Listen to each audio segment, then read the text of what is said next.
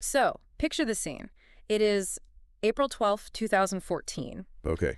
You, the listener, you are standing in this dry, dusty desert wash in Bunkerville, Nevada, and the midday heat is already, starting to bake the scrub brush around you. It gets incredibly hot out there. Oh, yeah, it is just radiating off the rocks.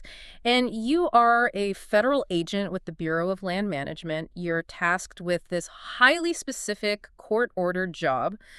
But when you look up from the dirt, you aren't looking at the open Nevada sky. Right. You're looking up at the massive concrete span of the Interstate 15 overpass, and looking down at you, dialed in through the magnified scopes of high-powered rifles, are civilian snipers. It is a genuinely chilling image to construct in your mind. I mean, this isn't some exaggerated scenario from a political thriller. No, it's real life. Exactly. Hundreds of armed militia members had completely swarmed that specific patch of Nevada desert. They held the high ground on that overpass. Which is just a tactical nightmare. Oh, absolutely. They had the sheer numerical advantage over the federal agents down in the wash. The tactical reality was incredibly grim. Because one wrong move changes American history in that exact moment. Right. Like a car backfires on the highway above, or maybe someone just trips over a loose rock in the wash and accidentally discharges a weapon. And a historic, profoundly bloody shootout begins right there. Citizen against federal agent on American soil. The tension is almost unbearable. But the real puzzle here, the thing that I think really demands our attention for this deep dive, is the origin of that tension. How does a seemingly mundane administrative dispute over, of all things, unpaid fees for grazing cows, mutate into a tactical military standoff? Well, that underlying mechanics of that mutation is exactly what we are unpacking today. We are going beyond the headlines of two highly explosive, incredibly consequential moments in recent history. Right. The first is that tense standoff in Bunkerville in 2014, and the second takes place 2 years later in 2016 at the Malheur National Wildlife Refuge in Oregon. And these events are deeply connected. They are. They represent the precise moments when highly abstract constitutional theories, theories that usually just exist in legal briefs, leaped off the academic pages and manifested as armed lines drawn in the physical dirt of the American West. Those theories, specifically doctrines known within these movements as anti-commandeering and county supremacy, they argue for a radical reinterpretation of the constitutional hierarchy. They do. They argue that local authority, specifically the authority of the county, inherently outranks federal authority. Right, and over the course of this conversation, we're going to track how that theory was tested in reality. We're going to contrast the incredibly different roles played by two local law enforcement officers. That's the key. Yeah, Sheriff Doug Gillespie in Clark County, Nevada, and Sheriff David Ward in Harney County, Oregon. Because the choices those two individual sheriffs made, they dictated the entirely divergent outcomes of these events. It's fascinating. We will see how one standoff ended in a massive, unprecedented federal retreat, while the other ended in a tragic loss of human life. And perhaps most importantly, we'll examine the shocking legal aftermath, unpacking how sweeping federal prosecutions failed in the courtroom, which completely changed how the United States government manages millions of acres of public land today. And we should do a quick tone check here. These events involve severe, complex legal disputes, armed conflict, and, the fatal shooting of a citizen. Yes.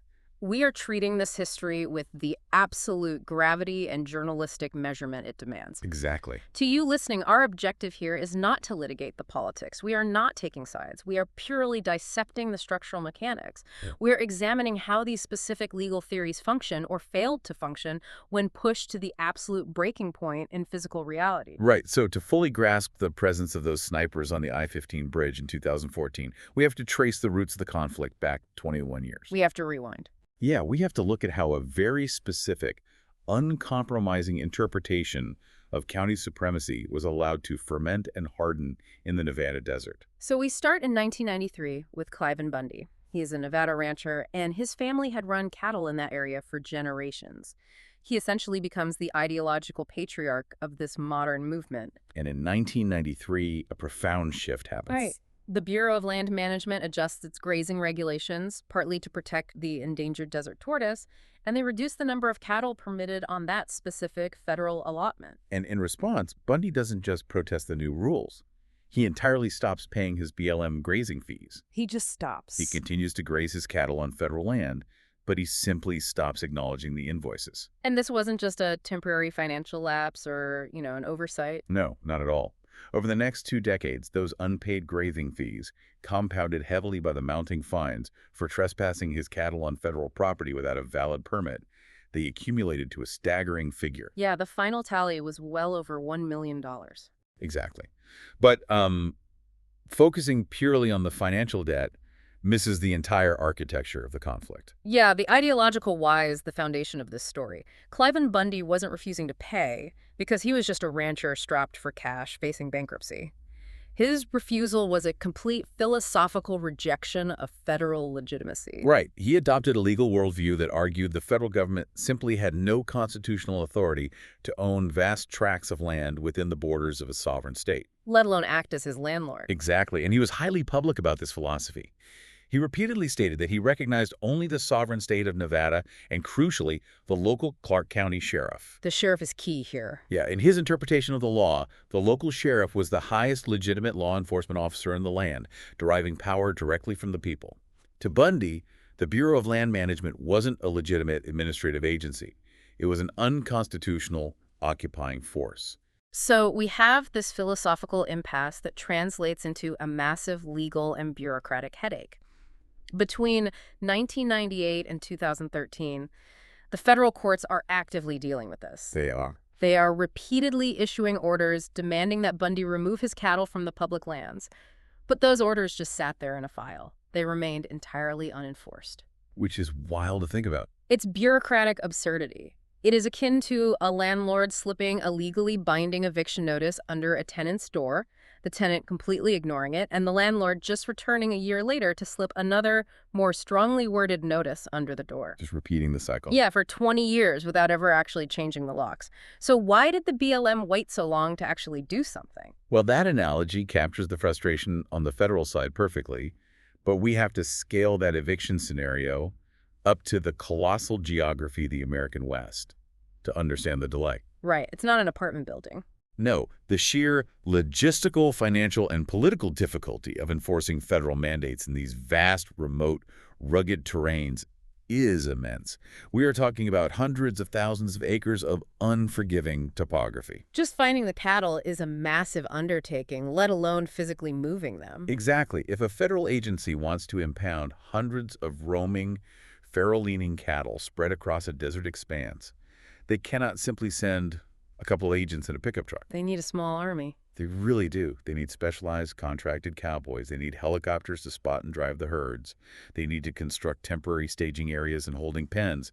They need heavy transport trucks. Wow. And most importantly, given Bundy's increasingly hostile rhetoric over the years, they need robust physical security. Right, because it's dangerous. Yeah. For years, multiple federal administrations weighed the immense cost of a forced roundup against the reality of a rancher who is deeply entrenched in his community and fiercely defiant. The political appetite for a violent confrontation over grazing fees was virtually zero. So they chose paperwork over physical confrontation. They chose containment over resolution until the spring of 2014. Right. April 2014 arrives, and the BLM leadership finally decides the era of paper threats is over. They secure the final court orders, and they move to physically execute the impoundment of Bundy's trespassing cattle. And all of those logistics we mentioned are put into play. Yeah, the government hires the civilian contractors. They bring in the heavy transport trucks. They set up the corrals down in Bunkerville, and a contingent of armed federal agents arrives to secure the perimeter of the operation. But the response to that federal mobilization fundamentally changed the nature of anti-government resistance in America. How so? Well, this wasn't simply Cliven Bundy and his immediate family blocking a dirt road. The 2014 standoff coincided with the maturation of the internet age for the militia movement. Ah, social media. Exactly. Highly coordinated alerts went out across social media platforms, alternative news networks, and patriot forums. The message wasn't that a rancher was losing his cows. What was the message? The message was that a tyrannical federal government was executing an unconstitutional land grab with militarized force. And the speed of that mobilization was breathtaking. Within a matter of days, hundreds of armed individuals mobilized from across the country. From everywhere. We're talking about organized groups like the Oath Keepers and the Three Percenters, alongside independent, heavily armed citizens. They threw their gear into their trucks, drove across state lines, and converged on this tiny, remote desert community of Bunkerville. And this mass convergence forces us to look at the first major variable in our analysis of these events. The local sheriff. Yes. The tactical pivot of local law enforcement. Yeah. When you suddenly have hundreds of armed, ideologically driven, anti-government militia members arriving in a rural county, creating an incredibly volatile powder keg, the federal government desperately needs local backup. They can't do it alone. They need the local authorities to help maintain the peace and secure the area. This brings the spotlight directly onto the local sheriff. Enter Clark County Sheriff Doug Gillespie. The BLM, who are conducting a massive, legally sanctioned federal operation authorized by a federal judge, they fully expected the local sheriff's deputies to support them. Right, they expected a unified front of law enforcement to project order and deter the militias. But Sheriff Gillespie makes a pivotal decision that alters the entire trajectory of the standoff. He declines to commit his deputies to act as an enforcement arm or a security perimeter for the federal impoundment operation. He essentially draws a jurisdictional line in the sand, separating his local force from the federal mandate. Which is huge. It is. Now, he publicly framed this decision as a necessary move to de-escalate an incredibly dangerous situation, arguing that adding more uniforms and guns to the mix would only increase the likelihood of a bloodbath. Which, to be fair, is a valid concern. Absolutely, but looking beyond his stated motivations, the mechanical reality of his choice is fascinating.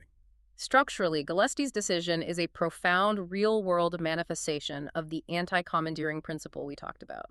Right. Legally speaking, under long-standing Supreme Court precedent, most notably the Prince v. United States decision from the late 90s, the federal government cannot constitutionally conscript or commandeer local, state-level law enforcement officers to execute federal law. So they can't force the sheriff to help. Exactly. They cannot mandate a local sheriff to use county resources to enforce a federal initiative. Sheriff Gillespie possessed the absolute constitutional right to choose not to volunteer his deputies for the BLM's operation.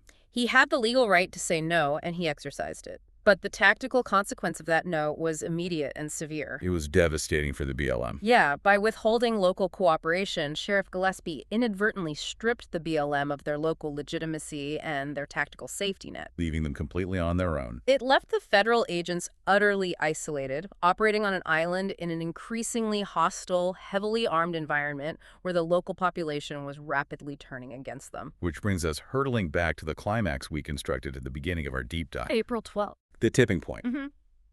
The militia forces have strategically secured the high ground on the Interstate 15 overpass. Rifles are drawn and aimed. And down in the wash, the BLM agents are effectively pinned down, securing the impoundment area, but highly vulnerable from above. And here's where it gets really interesting. What is the protocol for a federal agency in this specific scenario?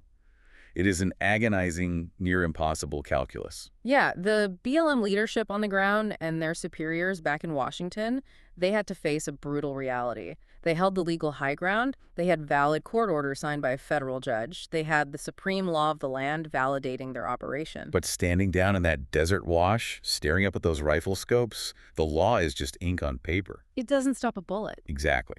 The physical reality was a very real potential for a massive multi-casualty firefight, compounded by the chilling fact that they had absolutely zero local law enforcement backup to help secure a perimeter, manage the crowds, or assist in an extraction if shots were fired. So, confronted with the very real possibility of initiating a domestic massacre over impounded cattle, the federal government makes a choice that sends immediate shockwaves through the entire country. They order a full tactical retreat. They just pack up and leave. They completely abort the multi-million-dollar operation. Yeah. They open the holding pens. They release the impounded cattle back out onto the contested public land. The federal agents load into their vehicles, abandon the staging area, and physically drive away. Wow. The psychological impact of that moment cannot be overstated. I want you to imagine what this meant to the militia members standing on that overpass, watching the federal convoys retreat. It was a massive victory for them. Imagine what it meant to the wider anti-government movement, watching the raw footage uploaded to YouTube and Facebook within minutes. An ad hoc coalition of armed civilian resistance had just forced a heavily armed federal agency to completely capitulate. They applied physical pressure, and the federal government blinked. Historical absolutes are always tricky, but sources covering these movements often describe Bunkerville as the first time in modern American history that an armed citizen mobilization successfully forced a federal law enforcement retreat of this scale. Whether or not it is technically the absolute first, its significance is undeniable. It was an outcome with no clear modern precedent.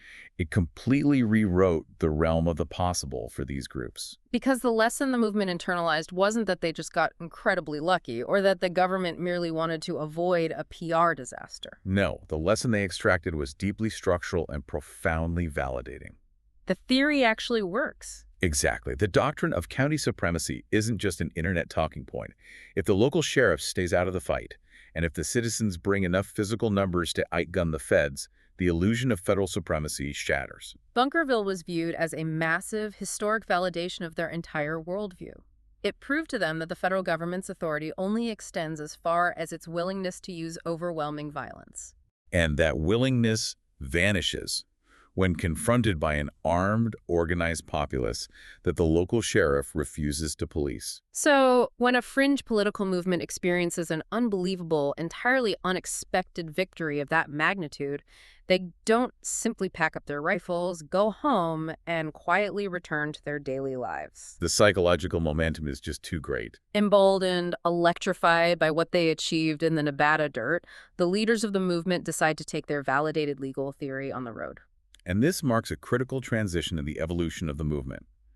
They shift from playing a defensive game, protecting a local rancher's cattle from being confiscated, to playing an aggressive offensive game. They go on the attack. They formulate a plan to proactively seize and occupy a federal facility to demonstrate their theory on an even larger stage. This ambition propels us forward 2 years to January 2nd, 2016. We move from Nevada to Oregon. Right. Ammon and Ryan Bundy, the sons of Clive and Bundy, who were instrumental in organizing the Bunkerville Standoff, they decide they want to operationalize their father's doctrine at scale.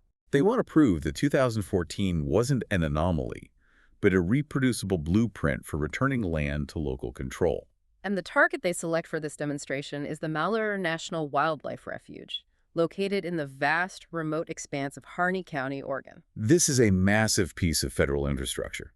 It covers over 187,000 acres of vital wetlands and high desert, managed primarily by the United States Fish and Wildlife Service. It's huge. It is. And the refuge has a long, complicated history with the local ranching community over water rights and grazing access, which made it an attractive, symbolic target. Right. So, on a quiet, freezing Saturday in early January, Ammon Bundy leads a convoy of armed followers onto the refuge and physically seizes control of the headquarters complex. To understand the mechanics of this occupation, we have to look closely at how the occupiers justified this action to themselves. Because they certainly didn't view their actions through the lens of domestic terrorism or armed robbery. Not at all. They didn't see themselves as a criminal gang holding a building hostage. No. In their intensely specific legal worldview, they viewed themselves as the actual, legitimate constitutional enforcers. They sincerely believed they were stepping into a void to correct a broken tyrannical system. Operating strictly under the theory of county supremacy. Exactly. They argued that the federal government fundamentally lacked the constitutional authority to own or manage that wildlife refuge in the first place. Based on what, exactly? Well, according to their reading of the Constitution, specifically concerning the Enclaves Clause, they believe the federal government can only own land for very specific purposes, like military forts or post offices, and only with the state's consent. Right. Therefore, they argued, the land making up the Malheur Refuge rightfully belonged to the sovereign people of Harney County to be utilized freely for logging, mining, and grazing. So what does this all mean? They framed the armed takeover almost as a massive structural citizen's arrest. But instead of arresting a single individual, they were applying the concept to an entire 187,000-acre federal wildlife refuge. They were forcefully liberating the land, taking it out of federal hands with the express intent of returning it to local, county-level control. And their primary, continuously stated demand throughout the occupation was that the federal government completely relinquish control of the refuge to Harney County. But the Bundys and their strategists understood that Simply holding a building with rifles wasn't enough. Right. They understood the mechanics of their own blueprint. To make this occupation legally valid in the eyes of their constitutional theory, they needed one specific, irreplaceable ingredient. The local sheriff. They needed the endorsement and participation of the local authority. Just like in Nevada, the entire architecture of their plan relied heavily on the local sheriff. Ammon Bundy initiated an intense campaign of public and private pressure targeted directly at the Harney County Sheriff, a man named David Ward. And the occupiers demanded that Sheriff Ward officially, legally declare the federal presence within his county borders to be unconstitutional. And they went even further. They actively pressured Ward to drive his deputies out to the wildlife refuge and physically arrest the federal FBI and BLM agents for the crime of trespassing on county land. The audacity of that demand really highlights how deeply they believed in their doctrine. I mean, they were instructing a rural county sheriff to initiate hostilities against the premier federal law enforcement agencies of the United States. It's wild. But if Sheriff Ward had complied, if he had accepted their interpretation of the law, the legal alchemy of their entire movement would have been realized. Absolutely. The moment Sheriff Ward endorsed them, the armed occupiers would instantly shed the label of rogue anti-government militants. Under their theory, they would immediately become Sheriff Ward's officially deputized lawful posse. They would simply be armed citizens assisting their highest elected official in removing federal trespassers from county property. So the success of the Malheur occupation hinged absolutely on Sheriff Ward playing the exact same role that Sheriff Gillespie played in Bunkerville. The blueprint required him to at least stand aside and refuse to assist the feds, or ideally actively join the occupiers. But the environment in Oregon was about to prove structurally and socially distinct from Nevada. We arrive at a monumental failure of alignment. Sheriff David Ward's reaction was the diametric opposite of what the occupiers' strategy required. He didn't blink. He did not blink. He flatly, consistently refused their demands. Ward didn't just quietly decline to participate. He drew a highly public, institutional hard line. He held press conferences. He directly addressed the occupiers and told them to pack up and leave his county. And he firmly aligned his local law enforcement apparatus with the federal response. He provided the crucial local legitimacy that the federal government lacked in Nevada. And the resistance to the occupation went far beyond just the sheriff's office. We have to examine the wider community reaction in Harney County. That's a huge piece of this. In Bunkerville, while the local town sentiment was complex, the sheer volume of external militia members flooding in completely overwhelmed the local narrative. In Oregon, the residents of Harney County, the very people the Bundys claimed they were liberating the land for, largely rejected the occupiers as an aggressive, unwanted outside force. The disruption to the daily life of the community was profound. Because an armed militant group had seized a federal facility just down the road, schools across the county had to be shuttered for security reasons. Which angers parents. Oh, absolutely. Local government offices and services were paralyzed. The residents organized highly charged community meetings at the local fairgrounds where they vocally and sometimes furiously turned against the occupation. The prevailing sentiment was pretty clear, right? Yeah, the sentiment was essentially, we may have our own deep frustrations with the federal government's land management, but you outsiders do not speak for us, your guns do not represent us, and you are destroying our town. The contrast here is the most vital takeaway of this entire historical comparison. We are observing the exact same constitutional doctrine, county supremacy, deployed by the exact same leadership, Ammon and Ryan Bundy. Yet it produces a shocking, unprecedented victory in the deserts of Nevada and a catastrophic structural collapse in the snows of Oregon. The text of the law, the abstract theory they were operating under, didn't change a single word between 2014 and 2016. The only variable that shifted was the environment. The local sheriff and the local community changed. The structural lesson here is that county supremacy, as a functional real-world tactic, requires a willing county. It absolutely requires a local populace and a local law enforcement apparatus that accepts the premise of the theory. Deprived of Sheriff Ward's vital endorsement and actively rejected by the citizens they claimed to champion, the occupiers instantly lost the thin, pseudo-legal veneer their entire strategy depended upon. Without the sheriff, they weren't a constitutional posse restoring order. They were simply heavily armed men trespassing in a frozen bird sanctuary. So the offensive strategy is unraveling. The local support has evaporated. The sheriff has formed a united front against them. How does the federal government navigate this entirely different landscape? Right, because the officials in the Justice Department and the FBI certainly remember the humiliation and the near miss of the Bunkerville Wash. They absolutely do. The FBI assumes the lead role in managing the crisis, and they adopt a highly calculated strategy of passive containment. They wait them out. They deliberately choose not to execute an immediate dynamic tactical raid on the Refuge headquarters. The institutional memory of the disastrous, deadly federal sieges at Waco and Ruby Ridge in the 90s loomed heavily over their planning. They wanted to avoid a televised firefight at all costs. Instead, they establish a perimeter miles away. They cut the electricity to the occupied buildings, they monitor the communications, and they simply wait, letting the punishing cold of the high-desert Oregon winter slowly drain the occupiers' resolve and resources. It's a strategy of psychological attrition. But a static standoff inevitably breeds escalating tension, and that tension finally reaches a breaking point on January 26, 2016, 24 days into the occupation. The leadership of the occupation makes a critical tactical error. Ammon Bundy, along with several key figures, decides to leave the relative safety of the occupied refuge to travel to a community meeting in the neighboring county of Grant. And the FBI and the Oregon State Police recognize this movement as their operational window.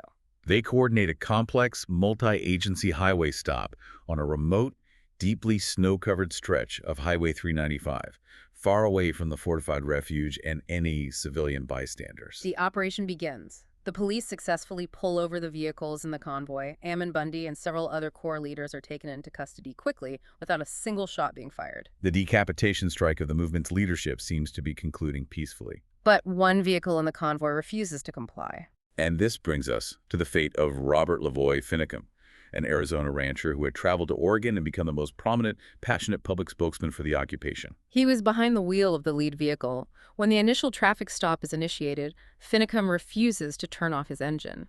After a tense verbal exchange, he evades the police vehicles and accelerates rapidly down the desolate highway. He is likely attempting to reach the neighboring county line, operating under the desperate hope of finding a sheriff sympathetic to their constitutional interpretations. But the state police had planned for evasive action. They had established a secondary fortified roadblock further down the highway, hidden around a bend.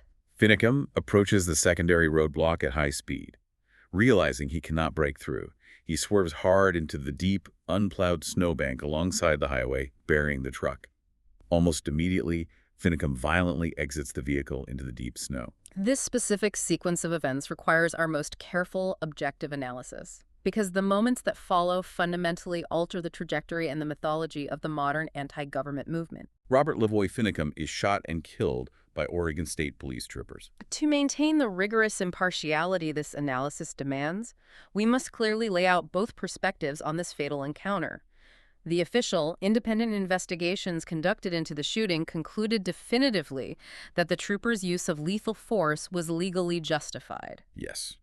The investigators, relying on aerial FBI footage and trooper testimony, stated that as Finicum exited the vehicle and moved through the snow, he repeatedly reached his right hand toward his inner left jacket pocket. And investigators later recovered a loaded 9mm semi-automatic handgun concealed in that exact pocket. The deputies who fired the fatal shots were officially cleared of any wrongdoing, having acted on a perceived imminent threat to their lives. However, we must equally acknowledge how that event was interpreted by the movement. Finicum's family, the surviving occupiers, and the broader network of patriot and militia groups fiercely and vehemently reject the official findings. When they watch that same aerial footage, they do not see a man reaching for a weapon. They see a man slipping in deep snow, his hands dropping to maintain balance. They view the entire highway operation not as a traffic stop, but as a pre-planned, deliberate ambush designed to assassinate the leadership. In their eyes, the federal government murdered a peaceful man whose only crime was fiercely defending the Constitution. And we must also note a severe, very genuine legal complication that deeply fueled the movement's distrust of the official narrative. Yes, in the aftermath of the shooting, it was revealed through forensic investigation that a member of the FBI's elite hostage rescue team on the scene had fired 2 shots at Finicum's truck as it approached the roadblock. Shots that the agent initially failed to disclose to investigators. That FBI agent was later federally indicted for making false statements and obstruction of justice. While the agent was ultimately acquitted at trial, the mere fact that federal law enforcement had concealed gunfire completely shattered whatever fragile trust remained. The damage to public perception within those communities was irreparable. Levi Finicum was instantly elevated from a vocal rancher to a profound martyr for the movement. His death became a rallying cry, solidifying their belief that the federal government was inherently murderous and fundamentally opposed to constitutional liberties. Following the arrests of the leadership on the highway and the shocking death of Finicum, the organizational energy and the morale rapidly drained from the Refuge. A small handful of holdouts remained barricaded inside the headquarters, communicating erratically with negotiators, but the standoff was functionally over. After a tense final standoff, the occupation formally concluded after 41 days when the final 4 occupiers surrendered to the FBI on February 11th. The physical battles were concluded. The movement had forced a stunning tactical victory in the desert of Nevada, but they had definitively, tragically lost the physical ground in the snows of Oregon. The standoffs were broken, the federal properties were secured. But the narrative of these events was far from resolved, because now the battleground shifts from remote public lands to the sterile environment of federal courtrooms. The Department of Justice steps into the arena. The federal government had suffered a humiliating public defeat in Nevada and had been dragged into a massive 41-day, highly televised circus in Oregon that ended in bloodshed. The DOJ initiates sweeping, massive conspiracy prosecutions against the leaders of both standoffs. Their objective is absolute, right? To decisively, legally reestablish the supremacy of federal authority and put the architects of these uprisings in federal prison for years. But the outcomes of those trials, I think it's fair to say they genuinely shocked every legal observer in the country, regardless of their political affiliation. The government's seemingly airtight cases completely unraveled. The first structural earthquake occurred with the Oregon acquittals in October of 2016. Ammon Bundy, his brother Ryan, and 5 co-defendants went on trial in a federal courthouse in Portland, facing severe felony charges, primarily conspiracy to impede federal officers stemming directly from the Malheur occupation. The sheer mechanics of this acquittal are fascinating to unpack. Wait, how is that possible? You, as the listener, are probably wondering how people who heavily armed themselves forcibly took over a federal government building, occupied it for 41 days, caused millions of dollars in damages, and broadcasted their defiance on camera to the entire world. How do they get found not guilty? On its face, it seems legally impossible. Yeah. But federal trials are not referendums on general behavior. They are strictly confined to the specific legal statutes chosen by the prosecution. So it's about the exact wording of the law. Precisely. The defense attorneys executed an incredibly risky, brilliant strategy. They did not attempt to deny the physical facts. They couldn't. It was all on tape. Right. Instead, they focused entirely on the specific legal definition of the conspiracy charge. They successfully framed the armed takeover not as a malicious, violent conspiracy to terrorize federal workers, but as a misguided, perhaps overly aggressive, but fundamentally symbolic act of political protest. They shifted the entire battleground from the actions of the occupiers to the internal intent of the occupiers. It's exactly. To secure a conviction on the specific conspiracy charge the DOJ selected, the prosecution bore the burden of proving beyond a reasonable doubt that the occupiers possessed the specific criminal intent to impede federal officers from discharging their official duties by means of force, intimidation, or threats. So the key word is intent. Yes. The defense persistently argued that the occupiers traveled to Oregon to peacefully protest federal overreach, and that the sheer volume of high-powered weaponry they brought wasn't intended as a tool of intimidation, but merely as a robust expression of their Second Amendment rights. And remarkably, the jury accepted that framing. Post-trial interviews with jurors indicated that they felt the government simply failed to meet the high burden of proving violent, malicious intent. They felt the prosecution relied too heavily on the assumption that the presence of guns inherently equaled an intent to commit violence. And so the verdict comes down. Not guilty on the conspiracy charges. It was a jaw-dropping defeat for the Justice Department. And if the Portland acquittals were a shock, the conclusion of the Nevada trials was a structural collapse of the federal justice system's credibility in these cases. We move from Portland to Las Vegas for the Bunkerville trial. Cliven Bundy, Ammon Bundy, Ryan Bundy, and an independent militia leader are finally facing a jury for their roles in the 2014 standoff. The trial commences in late 2017. It suffers early procedural hiccups, eventually stalling out as a mistrial. But then the presiding federal judge, Gloria Navarro, makes an incredibly drastic, highly unusual legal decision. On January 8, 2018, Judge Navarro formally dismisses the felony charges against Cliven, Amon, and Ryan Bundy. Crucially, she does not simply dismiss them, allowing the government to try again. She dismisses the case with prejudice. That specific legal terminology is monumental. Dismissing a case with prejudice is the judicial equivalent of salting the earth. It means the case is permanently dead. The federal government is constitutionally barred from ever retrying those specific defendants for the specific crimes related to the Bunkerville standoff. It is one of the most severe punitive sanctions a federal judge can levy against the prosecution.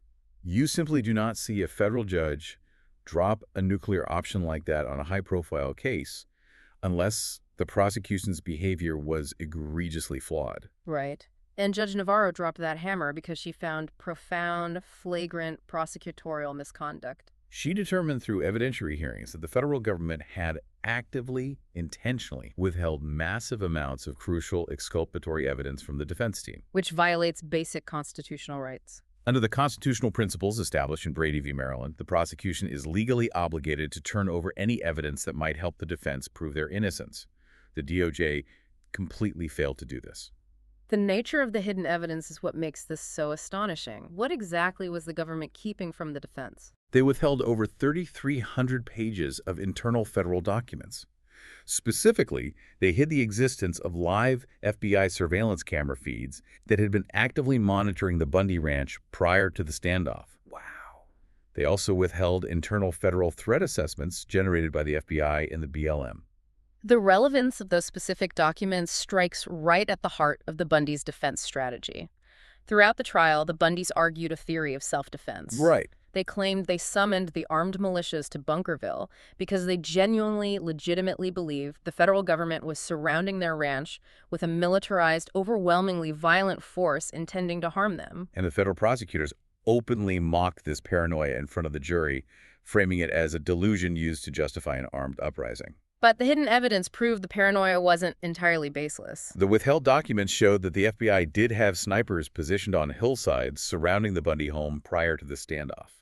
That's insane. Furthermore, the withheld internal threat assessments actually demonstrated that the government's own analysts had concluded the Bundys were not physically threatening federal agents prior to the massive escalation. So by actively hiding evidence that directly supported the defense's narrative of being a heavily surveilled, threatened party, the government fundamentally violated the Bundys' constitutional right to a fair trial. They blew up their own landmark case through bureaucratic deceit. Exactly. Judge Navarro ruled that the government's systematic suppression of evidence made it impossible for the defendants to receive a fair trial. The dismissals were a punishment for the prosecution's cheating, not a validation of the Bundys' actions. We have to connect the outcomes of these trials back to the overarching constitutional theories of county supremacy and anti-commandeering that sparked this entire saga. It is vital to note that no federal court, neither in Oregon nor in Nevada, ever actually endorsed the movement's legal theories. No judge slammed a gavel and ruled, yes, the historical interpretation is correct. The local county sheriff outranks the federal government. Legally, procedurally, the theories remain entirely rejected by the judicial system. The Oregon acquittals were a failure of the prosecution to prove the high burden of criminal intent to a specific jury. And the Nevada dismissals were a severe administrative punishment for prosecutorial misconduct. The courts never validated the doctrine itself. But the legal nuance of why the cases collapsed is entirely irrelevant to the functional reality of how the movement interprets these events. Think about the narrative from their perspective. Right. Men who pointed high-powered rifles directly at federal agents in a Nevada wash, and men who physically seized and occupied a federal facility for over a month in Oregon, ultimately walked completely free. To the members of the patriot and militia movements, the intricate details of mens rea or Brady violations do not matter. They read these colossal, highly public failures of the federal justice system as absolute, almost divine vindication of their cause. By failing to secure convictions, the federal government accidentally, but powerfully, demonstrated the real-world utility of the movement's doctrine. They proved a dangerous concept. If you arm yourself, stand your ground, and apply enough pressure, the system might just collapse under its own bureaucratic weight. Which brings us to the final piece of our analysis, the dirt-level legacy. The dramatic standoffs are over, the stunning trials are concluded. What is the lasting, practical impact on the actual ground today?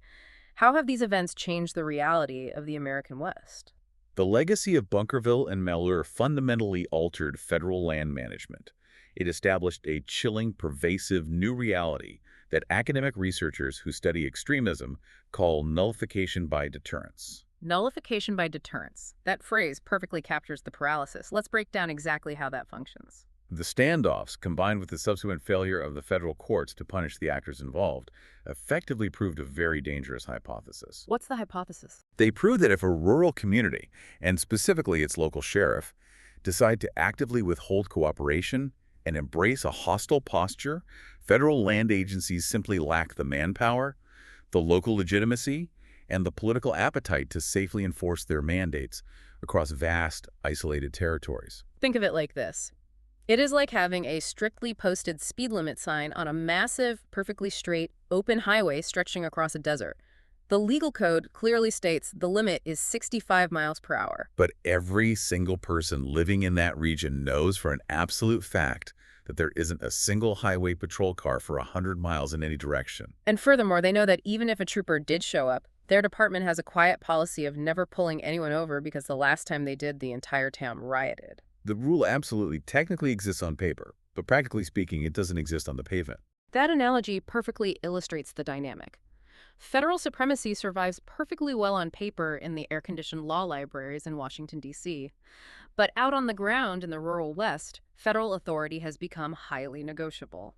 Every single federal land manager, every BLM agent assessing a grazing allotment, every Forest Service ranger working in these contested areas today has to plan their daily enforcement activities around the very real, historically demonstrated threat of an armed backlash. If they need to issue a fine for trespassing cattle, or close a degraded dirt road to off-road vehicles, or restrict logging access, they have to pause and ask themselves, Is enforcing this specific regulation worth risking another Bunkerville? it effectively grants the local level, and specifically the local sheriff, a massive, unspoken, extra-legal veto power over federal law. And the implications extend far beyond the management of dirt and sagebrush. Extremism researchers who track the evolution of these movements widely view the Malheur occupation in particular as a massive, consequential dress rehearsal. A dress rehearsal for the kind of civic fracturing we've seen accelerate in recent years. Precisely. It was a dress rehearsal for the subsequent anti-government mobilizations, the armed protests at the state capitals, and the wider integration of militia groups into mainstream political grievances that we have seen spread across the country. At Bunkerville and Malheur, the tactical maneuvers were field-tested. The communication networks between disparate militia groups were built and strengthened. The foundational theory that local sheriffs can and should act as an armed shield against perceived federal overreach was broadcast to millions of sympathetic viewers online. These rural standoffs sit directly upstream of the highly organized, heavily armed militia networks operating in the current political landscape. It forces a profound reconsideration of how American law actually functions in practice, outside the confines of a textbook. From our earliest middle school civics classes, we are taught a very simple hierarchy.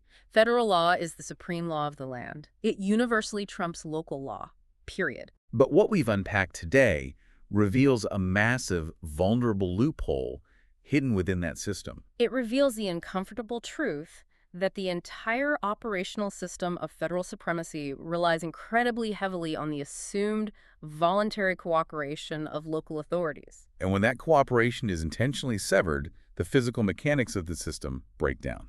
As we conclude this deep dive, I want to leave you with a final, lingering thought to mull over, a question that builds directly on the mechanics we just explored. We have seen, very clearly, how a local sheriff deciding to withhold cooperation effectively paralyzed immense federal land agencies in the remote rural West over seemingly niche issues like grazing rights and public lands access. But consider the wider application of this blueprint. Right.